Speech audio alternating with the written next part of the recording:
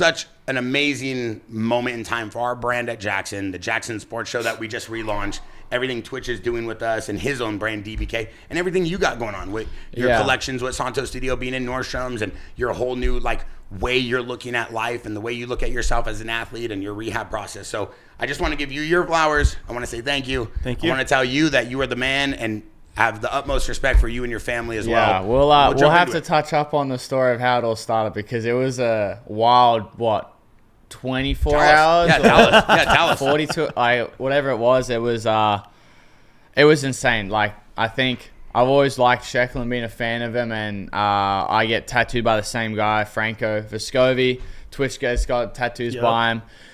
And I seen his post, and I was getting tattooed at the point. I'm like, I saw Sheckler's in the other day. And long story short, he called Sheckler. He came in. I got to meet him. And he ended up getting my number through Franco.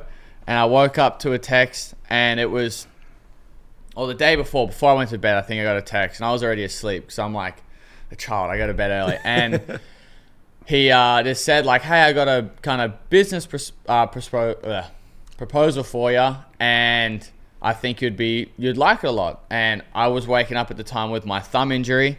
I was waking up at 5 a.m. running, and I got back and I saw the text. So I responded like, hey, yeah, what's up? And then this is at like 5:45, 5:50, and he calls instantly, like 5 seconds later of telling him like, yeah, well, what's up? What is it? Let's figure it out. Thinking he's going to text me later, and called me instantly. He gave me the full rundown of Santo the brand and kind of what their goal is and what they're doing. And I'm like, I've always been a big fashion person, always loved dressing good and stuff like that. So I instantly was like, yeah, I love everything about that. Let me just call my manager at the time, and just went by him, and obviously spoke to him about it, and kind of he's just asked like, do you really want to do it? I'm like, yeah, like I think it's something I've always been wanting to do and get into a fashion kind of brand and do something different to what other motocrossers have done. Like a lot of motocrossers have dressed nice, but I don't think they've fully associated with themselves with a fashion brand. Like I think